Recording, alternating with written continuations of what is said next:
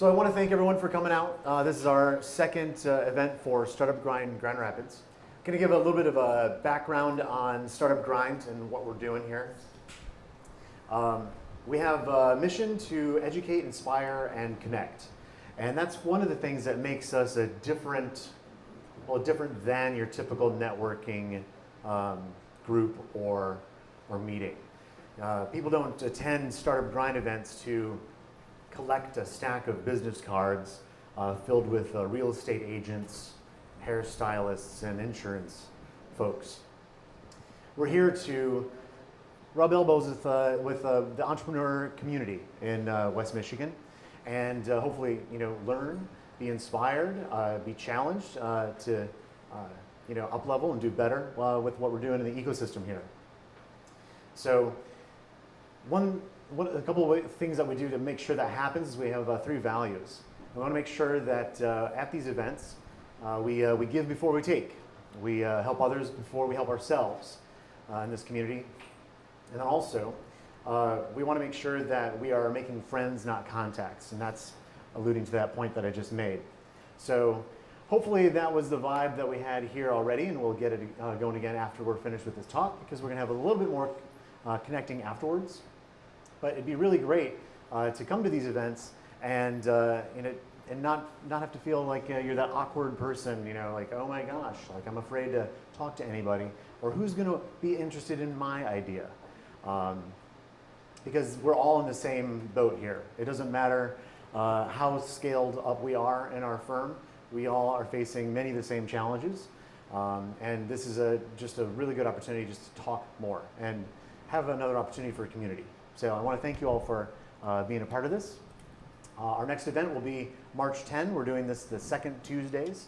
We're skipping February because I also want to talk about Startup Grind Global. Every year in February we have a global event where this year we're going to have 10,000 entrepreneurs and VCs and programmers, anybody in it's a stakeholder in the ecosystem, all descending upon San Francisco. And if there are any startups in West Michigan that any of you are familiar with that might benefit from being plugged into that international ecosystem, Global's a great place to be, and I would love to hear about them. And if they're interested in attending, I have discounted tickets, and I also have some scholarships we can have them apply to go to have their admission covered. So it's a really great resource. I know it's pretty short notice because February is right on the corner, but one of the things that I'm really looking forward to doing with Startup Grind Grand Rapids is in 2021, I would like to bring a delegation of at least a few Michigan startups to the global conference, just to represent what's so awesome about what's happening in Michigan. All right, so now we can get into the meat and potatoes of the program. Chip. Hi. Hi. Thanks so much for hosting us, especially in your new offices. Congratulations on the move and everything. These are beautiful, looking great. Thanks. So I had the pleasure of meeting with Chip for maybe an hour a few months ago, talking about what's going on, what I'm trying to do here. And immediately he was, how can I help? How can I help? Like, this is great. We need more of this. And so it was a no-brainer to have him be one of our first speakers, especially after I got to know a little bit more of your story. And then also an interesting thing that because obviously it was happening to me, I'm back in Grand Rapids now from being in California and being away. So your journey has, you're operating like LaFleur marketing here, but you do have most of your clientele outside of the Grand Rapids area. Yeah, that's correct. So and I'm assuming you want me to kind of segue into kind of where we came from and stuff like that. Yep. So, okay, good. So I left the agency I was with about 6 years ago. We didn't have any like financial backing or anything like that. I had about 2 clients that I thought that would want to work with me. One was in Texas, one was in California. And so we started kind of down that path. And then what we purposefully kind of grown into has been on the legal side. We started working in the legal industry, especially personal injury, pretty quickly right out of the gate. And we started out with myself. We hired a writer, kind of generalist out of the gate, hired an editor, writer person shortly thereafter, and then we've been kind of growing from there. So you started with those clients that were, outside of the GR area. But when did you return here? So, I mean, I was here already. So we started our operations here. I lived here. I lived in Texas for a little bit. I met one of those clients when I was down there, and that was my connection there. So we started the company here, even though our client base was not here. And so when we looked at, I had come from an agency background, so I'd worked in an agency that really had covered a lot of different ground. And it's a little weird because I feel like we're going a little bit back towards that almost, not necessarily on purpose. But you start to build a reputation in the space, and then people get interested in what you're doing and how you're doing it. And I think that was one of our big segues and takeaways was, what I wanted to create, what I was excited about was creating an agency, like a marketing advertising agency, that was a lot less focused on billable hours, right? I wanted to be focused on ROI and what we brought back to our clients. And that apparently is relatively unusual, right? So the agencies I worked for, a lot of it is, how do we accumulate billable hours? What's the next project that we can do? But the accountability for that project is a lot less focused on, right? And so once you get into measurement and saying, okay, you're going to invest this much money with me, how can we really track to the very end goal, which is one of the reasons we like the legal space, is because we could track, it's not such a high volume business that we could track user by user, and we can follow their journey all the way back to the beginning, and then we can associate the work that we did with them getting more clients. And so that's kind of been our philosophy and our approach, from the outset was, we want to be a partner, and being a partner means that as your business grows, our business grows. No one's going to fire us if we can show that we brought them 100% more clients year over year, and we keep doing it. Okay, so we're starting to talk a little bit about the business and how that grew and came about, and then your philosophy of business. There is in the marketing and digital marketing space specifically right now, there is a lot of talk about transparency, and so you're talking about accountability right there. That's a big word. So are you kind of maybe ahead of the curve on that? Is that why people are surprised? I think so. I mean, that's the feedback that we get from a lot of our potential clients and clients is, we don't really hear a marketing agency talk like this, because that's what we lead off with is, we don't want to get you leads, we want to get you clients. We don't want to get you leads, we want to get you customers. And so the systems that we put in place are built around that, right? Like the delivery of an actual end user and then being able to track that backwards. And so the feedback that we get when we go out there and promote and pitch our services is that's pretty unusual. It's for a business owner to come up with an idea and say, I want a marketing agency to help me execute on this, it's not so unusual. Marketing agency loves that because there's not as much accountability. They can do the thing, they can do it very well, but whether or not that has a positive impact on the business or not isn't always necessarily a known factor, right? Now you said you started by yourself, and how big is your team now? So I think we're about 21 employees, and then we usually have about somewhere around like 3 to 7 freelancers. Most of the freelancers are here locally. We've had employees in other states too, and that's usually worked out pretty well, which I think ties into kind of the subject that we want to talk about here, which is what kind of a culture allows us to do that and do that successfully. And so we've tried to build out systems that make that a feasible accomplishment, if that makes sense.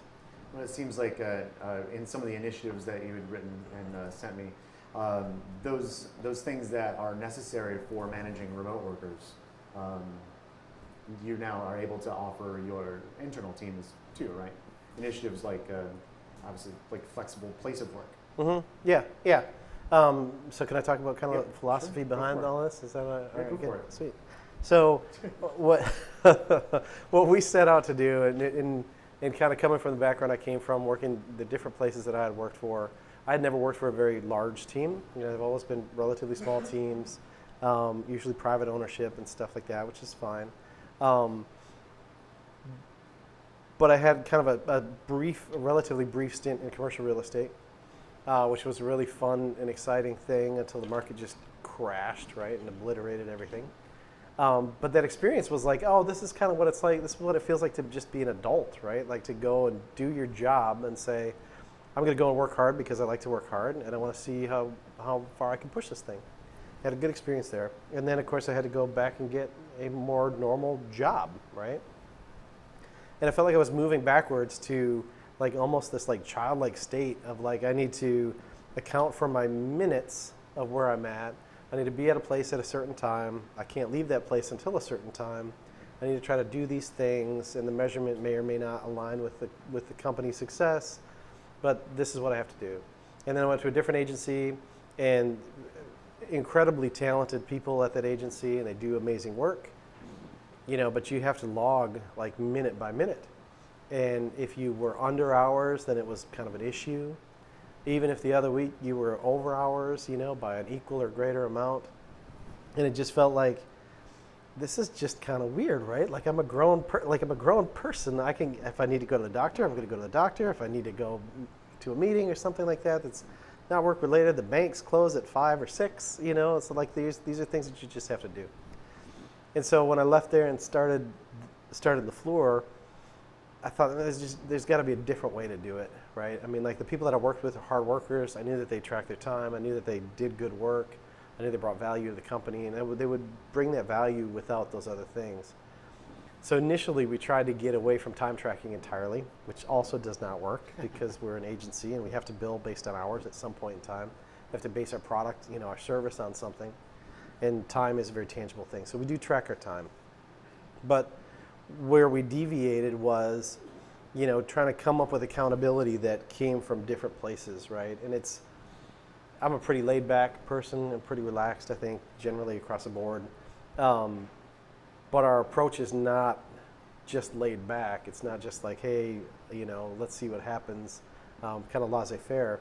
Like we're very purposeful about the accountability, right? And what we try to do is we try to align that accountability with things that actually have meaning, right? So one of the books that I like, it's super old and everybody makes fun of me about it, but the book's High Output Management, and it's like the most cited business book that's out there. It's written by one of the co-founders of Intel. But the whole premise of the book and the whole thing that we try to do is maximize our output, right? And I don't think that like necessarily the traditional things that we think about maximizing our output actually do. So people being in a chair for 40 hours a week or 60 hours a week, does that really result in the maximum output that that person can create with the quality that, you know, matches? And I think the answer is no. But I think that the work that needs to go into creating the structure of accountability is incredibly important, right? Because if you just have this laissez-faire, hey, come to work, do the work that you want to, we're not going to see how much you work, then that doesn't work either, right? You have to have measurements. That's one of the key takeaways from the book is build out the data points that you can look at and take a measurement to see if the people that are working are doing so successfully. And if you do that and take that step back, then I think you build out different systems and processes that allow adults to be treated like adults, right? I don't need to know when you need to go to the doctor. I don't need to get a note from your doctor. I don't need to like know exactly how many days you want to take a vacation. Like you should be able to kind of self-manage those things.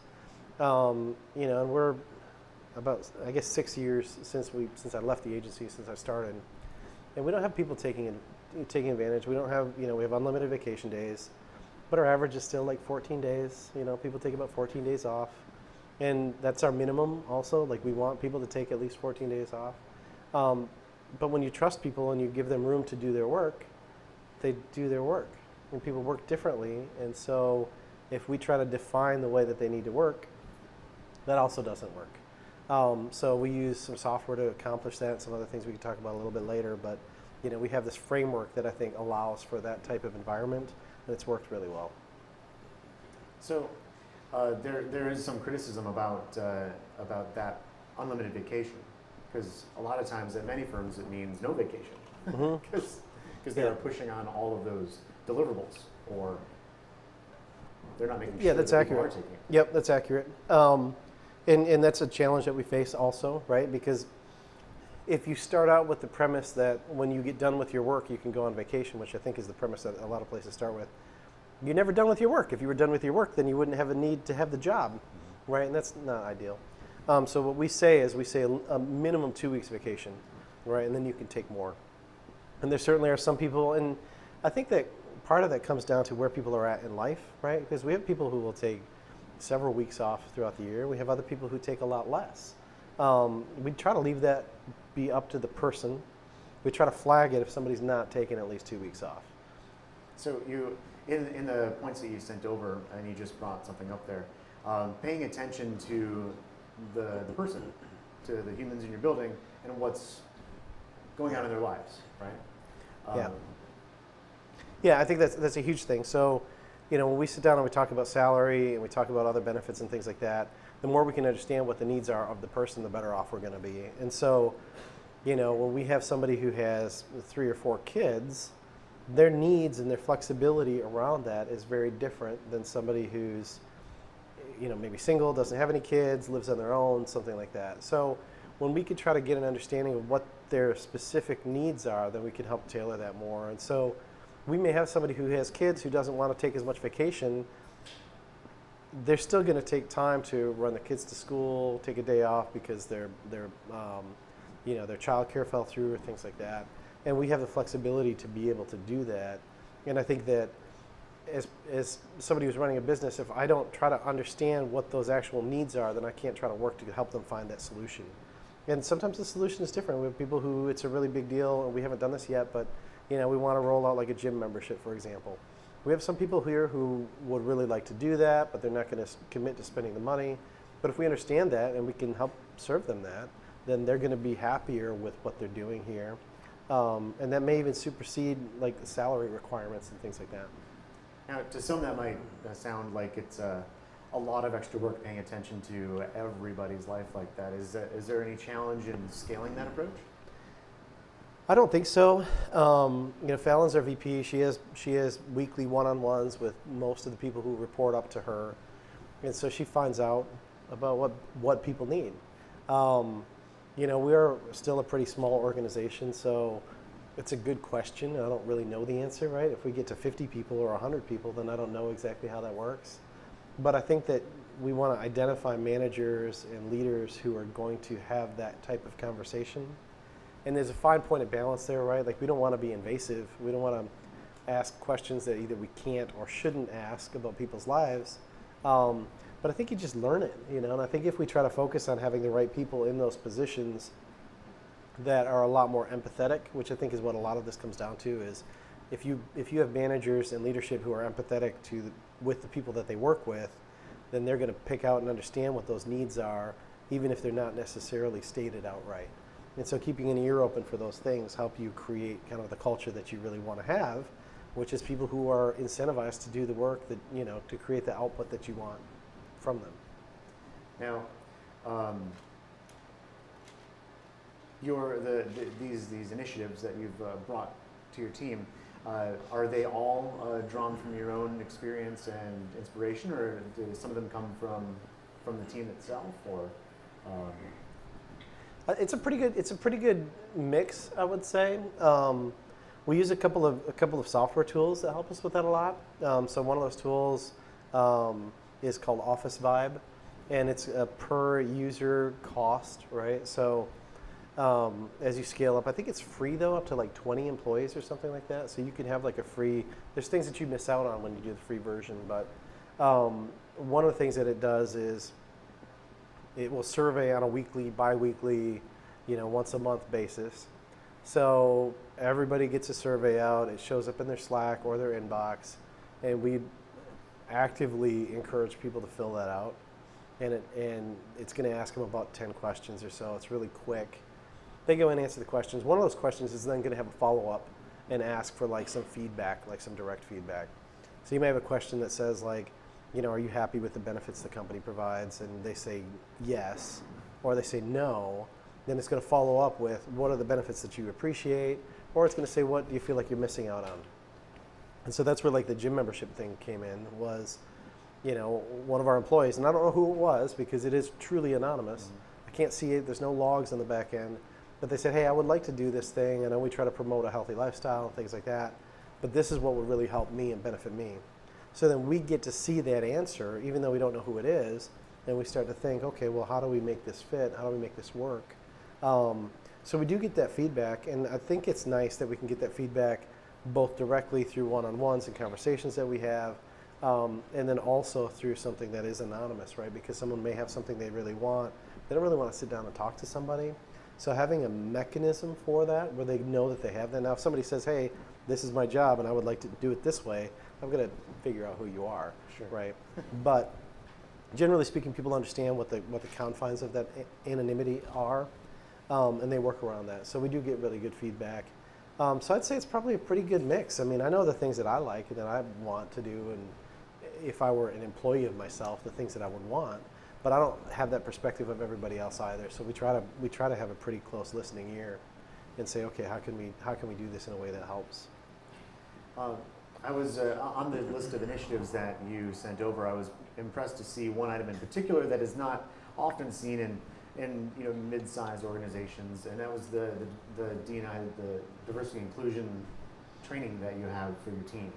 And it was just a bullet point on the stuff you sent over. So if you could maybe tell us a little bit, maybe why it's there on a small team, and then some of the nuts and bolts of that. Yeah. So I wish Catherine was here because she would give you like all the details, but she leads that up. So I think that one of the things that has been very important, kind of as a bigger picture answer to that, is that in an organization, if you're leading an organization, you have to have a really good understanding of the things that you're not good at, right? And you have to understand that you can't do all the things, right?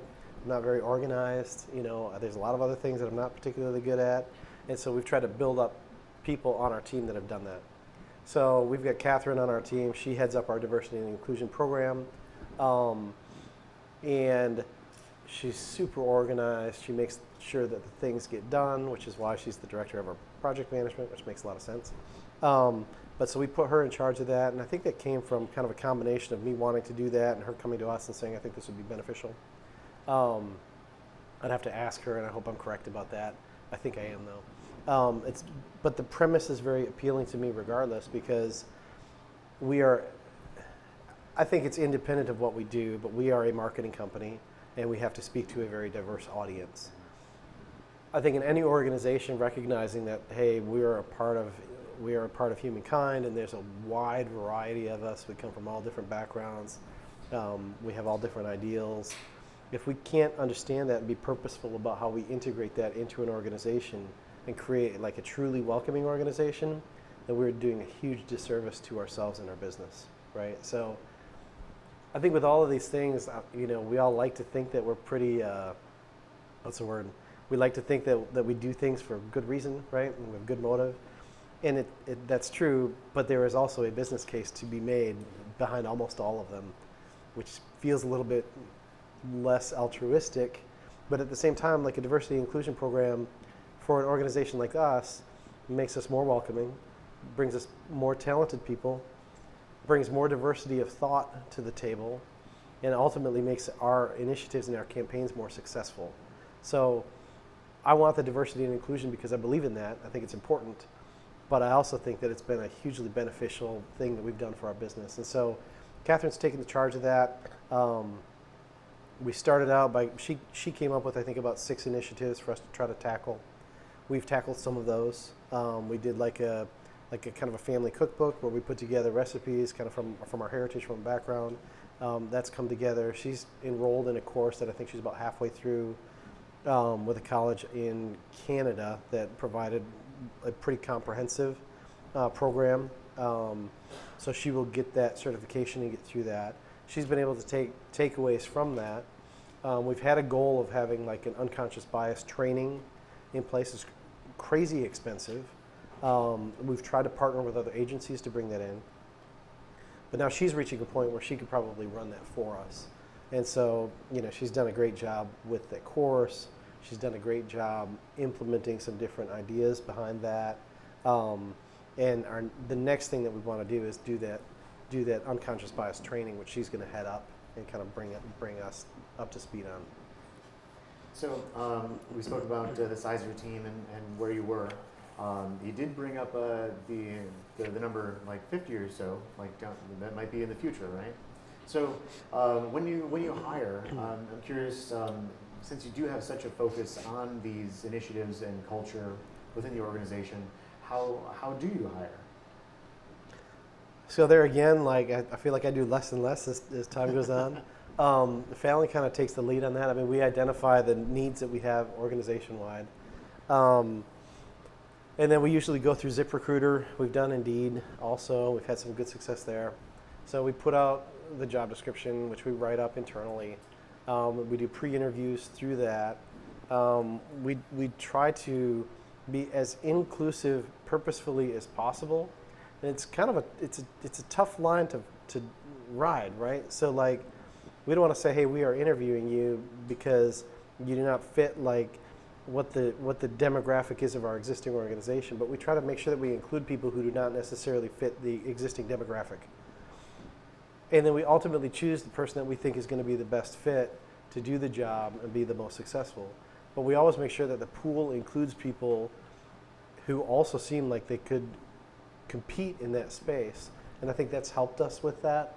I don't know the perfect point of balance there, right? Because you don't want to tip too far in a direction, but that's been very successful. And so Fallon will go through that pre-interview process, and then we'll try to identify at least 3 people, bring them in, have those conversations, include more people on the team in those conversations, so that there again we get more perspectives from a variety of people who have a different viewpoint, a different perspective, and then we make that decision from there.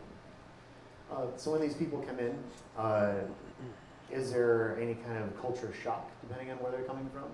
Coming into an environment like this? Yeah, we've had a good amount of that actually. I mean, we've had, I feel like I'm bragging to say this, but like we've had some really good comments that, you know, if you want to talk to some of the folks that work for us, I think they do a better job because it feels funny to talk about to me. But they have very good things to say about like their experience, right? Like it's different. It's not like some other places that they've been to. And we're still profitable. You know, we still I think do pretty well. We've still been growing pretty quickly. So it seems like there's some validity to the philosophy behind how we do it. And again, I don't know how that scales to 50 or 100 people. I mean, I'd love to get 50, you know. I'd love to keep growing. It doesn't seem like we're slowing down.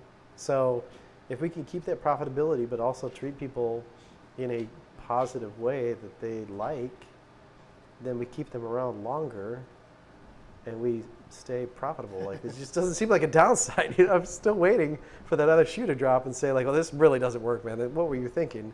You know, because we have these ideas in our head about what it means to go to work and how many hours you should work and stuff like that. And I still struggle with that. The other day it was 4:30 and I wanted to leave. And I'm like, oh man, I can't leave. It's 4:30. I'm like, this is stupid. Like, I'm sitting here in my office, like not getting anything done, thinking that I have to stay here in my office for another half hour. And I'm thinking that, like, what does everybody else who works here think? You know, those things get stuck in our head.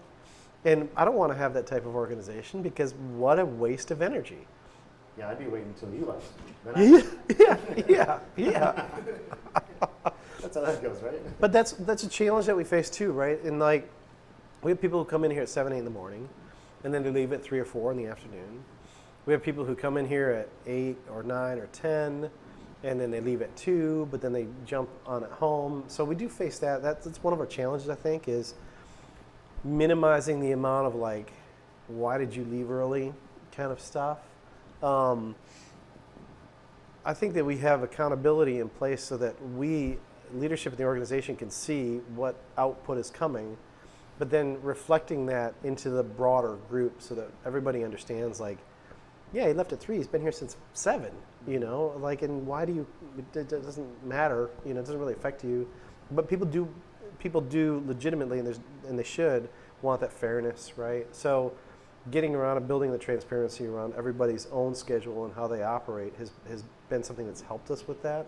It's not a perfect solution, but we just try to communicate like, hey, you know, don't judge somebody if they're leaving. They're leaving for a good reason. You know, if we're not worried about it, you don't have to be worried about it either. But that's one of the harder things, especially I think as the team grows and gets bigger. You know, it's easy to have somebody who may take advantage, right? And people are sensitive to that because they care and they want us to be successful. I don't think we've had a lot of that. You know, it's inevitable that you're going to have some, but that's where you have those other structures in place to see it, have a conversation, if that makes sense. So kind of related to leaving, but so when it's time for someone to exit, and you have such a tight culture, whether they exit on their own or they're kind of asked to leave, do you have a special approach to this? Is there a way to really make sure that you maintain that culture? Because sometimes a key team member might leave, and then there goes like basketball Thursdays, or there goes potluck Tuesday. I mean, there again, I mean, we try our best, right? Like, we're not perfect at it. A lot of our sense of self is tied up in the work that we do and the jobs that we have. So that's a challenge, especially if you let somebody go. You know, it's a huge challenge. But with that, we try to maintain the philosophy that it's not a zero-sum game. You know, can we take a look at somebody who does need to move on and say, how do we minimize the anxiety and the stress and the challenge of moving on? So, you know, times that we've let people go, we've tried to have a longer period, right, to say, keep doing some of the work that brings some value to the organization, but as you do that, take some time to go find another job. We've had some success with that. Not perfect, not perfect success, but that's what we've tried to do. I think generally speaking, with a few exceptions, we're still pretty close with almost everybody who's worked here. You know, people have moved on, but we stay in touch. You know, a real good friend of mine, Kyle McCarthy, he worked for us almost from the very beginning. Moved out to Portland, kept working for us for the next couple of years, and then just got kind of fed up with being a remote employee.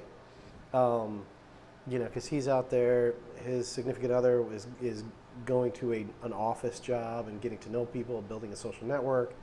He's working with us. He doesn't really have to leave the house. Doesn't really have to shower. You know, I mean, I'm sure he was. But he missed that, right? And so then he ended up going to work for Acton out there, got a job, and he was stressed out about telling me. And it's like, this is kind of cool, man. Like, you came to work for us.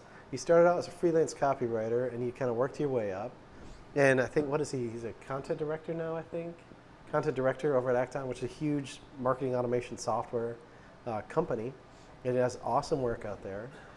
We do a lot of marketing automation. It's an important vertical for us. He learned a lot about it here. And so, like, we're pretty happy about his success, you know, and we try to maintain that. So we usually maintain pretty good relationships. People move on. Again, it's not like a zero-sum game. And if you look at, like, a person's life, like, your job should not entirely define who you are, but it's the thing that you do. And if nobody's a jerk about parting ways, you should be able to find a way to part ways that's not too painful. Especially right now, the economy's pretty good. You can go, there are other jobs out there, you know, and so people are going to get offers. It's going to happen. Cool. Now it sounds, through the talk and learning more, it seems like you certainly, you know, you are driving a lot of what the culture is here at LaFleur. But then also we've learned that you have a lot of initiatives on that list that are being driven by some of your team, and especially now much of that the hiring is by Fallon, right? So you're not like, have there been some interesting challenges as you're kind of not so, like, you're not the guy checking every resume on ZipRecruiter anymore? But I'm not that good at many things, you know? So, like, I do the things that I feel comfortable with, and then I've always tried to bring people in that are a lot better at me than at the things, right? At all the things. And I keep finding more people that are better at me than almost everything. So then I just keep thinking, like, well, I'm not sure what I do here anymore. You know, it's 4:30. I gotta go. But no, we haven't. But it hasn't been a downside. And, like, the thing is the whole premise doesn't work if everybody isn't into it. You know, if you're gonna have trust, the trust has to come from somewhere. And for me, the trust comes from seeing these things continue to work. You know, seeing people continue to do good work and have a solid output, you know. So also, like, we cannot scale. I mean, I've worked for other agencies that have maxed out at like 8 or 10 people. And if you have, and I'm not beating up the model, right? I think that's okay, that's fine. But if you want to scale up bigger, you have to give up control. And you have to try to find the people who are really good at the things that you're giving up. And that's what we've been able to do, but a big part of that comes from having trust in those people, right? And so, you know, like Fallon, she came on, she started out as project manager, she did great work, continued to do great work, and so then she became our VP because she was doing that job because we trusted her to do it, you know. And the same thing with a number of other people who are here. We start them out, they do the thing, and then we understand better what they really excel at. And then we have to have the trust to say, I think that you can run with this. Now, on the other side of that trust is that accountability, right? And having like a way to peek into the black box of what's happening, and having data points and measurable goals and objectives, all that ties into it, right? So we need to be able to see those things. Those things help us identify the strengths that we have on our team, and then it gives us the ability to trust them so that I don't have to be in every meeting. I don't have to know about every single project. I'm happy to jump into it. But without that trust, there is no scalability, right? And I struggle with that a lot. Like when I look at an organization that's 500 people or 1,000 people, like what does the CEO of that organization actually do every day? And I don't have a clue, right? Like I keep trying to kind of figure out what that should look like. But that person has to have trust that like 5 managers down, they're doing their job. And that trust has to be earned through being able to see measurable results. So the more we can build out those systems, the more it gives us that freedom. And then I think that in turn lets us strip away that kind of arbitrary, I want you to be sitting in a seat this many hours a day, because now we have real things that we can measure. Cool. So we're coming up to the end of our time here. We didn't really get to any of the digital marketing stuff, and I think we do have some people in the audience that had maybe some questions about some of the marketing aspects. So I think at this point, unless you have any more points that you really want to nail, can open this up to questions on the floor for Chip. Can be about the talk and the culture and management and scaling. What strategies do you have to like actively find new clients? So that's always a challenge, I think, for us. But what we try to do is create as much of an inbound pipeline of that as possible. So we are constantly creating content for ourselves. We publish, I think, about once a week to our blog. We have, I think, the best writers around. Very well educated. They're just great writers, and people want to read what they write. The focus of our content is educational and informative and not sales driven. So when people find our content, they will continue to read it because, there's no big secrets in our world, right? Like it's not like there's this special secret way to do something to drive traffic to your website. Like we talk about it and say, if you want to do it, here's how to do it. And so we get a steady stream of people who come to our website through both paid means, through like Facebook and LinkedIn primarily, and just organically. And so our web traffic keeps growing. This took maybe 3 or 4 years to start really getting traction on. So it was like a big commitment to say, we're going to do this thing, we'll see where it goes. Because it didn't go anywhere for a while, but then when it did start going, it was that kind of hockey stick in terms of traffic. So we get people going to our website. I think we've got some great designers on the UX side. They help convert them to form fills, newsletter, ebooks, contact us forms. And that's where a lot of our business comes from. We do get word of mouth business too. I mean, when we set up, we weren't trying to get business here in town. We do get business here in town, and we like it. It's great to be able to go meet somebody in person. But that's where a lot of it has come from, and that's where we keep expanding too. So we brought Liz Morrison on. She's our videographer. So now we're doing video, pushing that out with some regularity. But you really have to dive in, and you really have to have some faith that like it's going to work, because it's going to take a couple years. But that approach has been I think pretty effective, and I'd say that's where most of our new business comes from. You had an interesting short conversation with Tyler about like the podcast. Yeah, how that's led to some business development. Yeah, so I think the other half of that answer is we use user tracking marketing automation to build on that, right? So somebody fills out a form, they're going to get an autoresponder. They're going to get on a drip campaign. They're going to get on an email, newsletter list and things like that.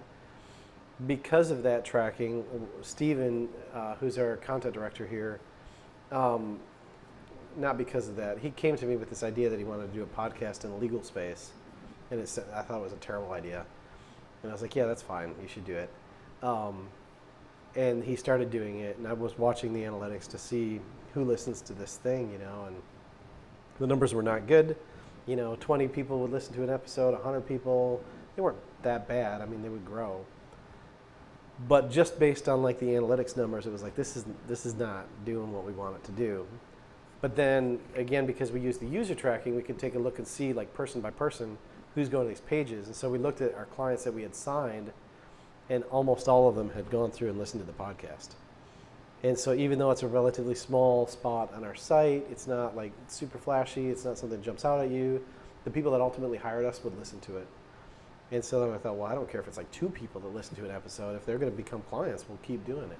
So that insight has been helpful too. So it's not just having faith that it's going to work. It's looking at things along the way, and looking not just at the analytics, because we can look at traffic patterns and things like that. We can make assumptions, but being able to see this person with this name did these 17 things and then they hired you.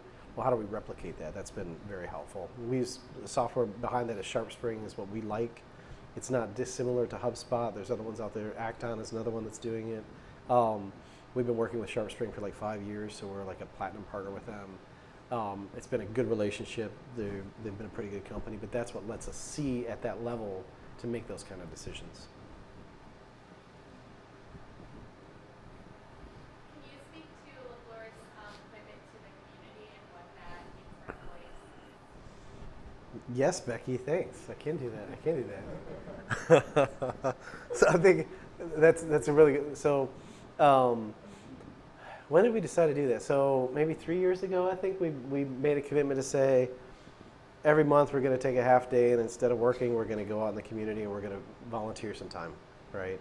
And so what we try to do is we try to get everybody on the team. It doesn't always work that we get everybody, but we take a half a day instead of work. We go and do some nonprofit work, volunteer with something that makes sense. That's been, again, like we like to think that we are altruistic, but it's been hugely beneficial from the business side, because we go out in the community, we meet more people in the community. We're doing something that we feel good about, so we're excited to talk to the people that we're working with. And we've just had awesome experiences with a number of different nonprofits. We did the Kaboom playground build. We've done Got a whole wall right there. all those things back there. And pretty much every month, I don't know that we've missed a month now for a couple years, but we do this every month. We just did Kids Food Basket today, and not everybody could do it, but we had a couple people go out and do that. So we go out there, we try to do good things in the community. We feel good about it. The team gets brought together because sometimes someone who's doing development work might not have that much of a conversation with one of our writers, right? But we're all sitting here in the same space. But then we get to do some hands-on things, which I think really brings everybody together. So that's been great for us. And then we've also tried to do every year one nonprofit web build, which we've just opened up now. So if you know a nonprofit that's looking for a web build, and I need to talk to you guys about this too, because we're doing this and we take on like a decent sized build. And the goal was at 1 a year. We did 2 last year accidentally. We built HQ's website for them because they had some issues and they wanted it fixed. There's no charge. We build it, we host it for a year. If they want us to host it after that, we charge them for the hosting, but they don't have to host with us. And then the School Emergency Response Coalition won the Connecting with Community Awards for Wood TV, and they got PSAs throughout the whole year from that. And then they came to us and said, well, we need a website, can you help us? So we built that. So we feel good about those projects. I think everybody here, we're a marketing company, so one of the things that I think is a struggle for most marketing companies is feeling like you have an impact in your world, right? Like we are advertising things. Don't always feel great about that. I think that our clients are good and we feel good about kind of helping them grow their business, but it's nice to have a sense of purpose that you probably get a little more of if you're a fireman than if you work for a marketing company. So those things have helped us kind of build that sense of purpose, build out our team, build out that camaraderie. It's been good. How long has that been going on? So we started the nonprofit web, that one. This whole one half day a month thing. I think we've been doing that consistently for 3 years now, and it's just not that hard. It's just a half a day. Like we're all going to screw around a half a day in a month. Like that's inevitable. Like you pop on Reddit or play a video game or something. Like you're going to accrue a half a day's worth of work that you're just screwing around. Like it's okay. Like that's. So we would rather do that, and we probably still screw around a half a day anyways on top of that, but that's okay too. So that's been a good 3 years. The nonprofit web build, we started out in 2018, I guess, and we built out Tyson's Rescue, who takes in pets of people who have a terminal diagnosis and fosters them, finds a home for them, after the person passes away. And that went really well, and so then we just decided to do that every year. So then last year was the year that we did 2. This year we're just opening it up. So again, I got to talk with you guys, see if we can coordinate something there, but we've got applications open for a nonprofit. We've got some requirements around, what that looks like, but we'll do it. We'll do it for free. We'll launch it and make sure we treat it like a regular project. And, it's outside of the business development arm. So once it hits project management, once it hits the team that's doing the work, it's like a paying project. It is no different. We don't differentiate. We do good work. That would be no effect, or that would be too much effect? Because I don't have the ability to absorb the driving Yep. demand. Do you have controls over what the exposure would be, and how would that be lined up with what I can? Yep, that's a great question. That's a great question. So for us, we didn't want to spend a bunch of money on paid media out of the gate because we were still growing. We didn't have the capital, but we did have some time to invest in that. So because of that, that's why we took this content first approach, and that becomes more scalable over time, right? But on the paid media side, you could create some content pieces, thought leadership pieces, and things like that. I'm not familiar with what your business is, but especially if it's like a business to business type relationship, you can create some of those thought leadership pieces to generate leads using paid means. And what we found to be some of the more effective is Facebook and LinkedIn advertising. So then and I'm sure you see it on your feed, but you see like an ebook or something like that. We target that to your audience. Your audience then clicks on it, downloads it, and now you have a person's name, email address, phone number, possibly. If that piece is a high enough perceived value, then they'll give you that information. So that's kind of a way to, on a shorter time scale, start to generate some of those leads. But we've seen some good success there. On the organic side, that becomes more exponentially valuable, right? Because you don't scale up a Facebook campaign that much. The cost per click and the cost per acquisition is going to kind of stay about the same. You can spend more money to get more acquisition, to acquire more leads. But then on the organic side, once you start to really rank for some things and drive some traffic through, your social media or just through search, then that scales up more. So usually we try to do kind of those in parallel, but that gives you a shorter term turnaround to say, is this effective? It also gives you a mechanism to test, right? If you have 3 different thought leadership pieces, which one is going to work the best? Does that make sense? How'd you kind of come to the price point for your services, though? I guess based off of how does it go together? How'd you get to it? So I mean, a lot of our pricing is still going to come down to time, right? So if there's an industry that we can't make work based on the time that we have to invest in it, those are our hard costs, and there's no good way around that.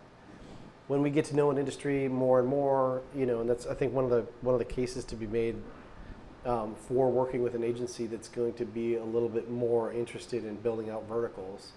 You can understand those verticals more effectively, and then you could say, this is our cost per acquisition. So we have a pretty good idea what our cost per acquisition for like a personal injury case is, for example.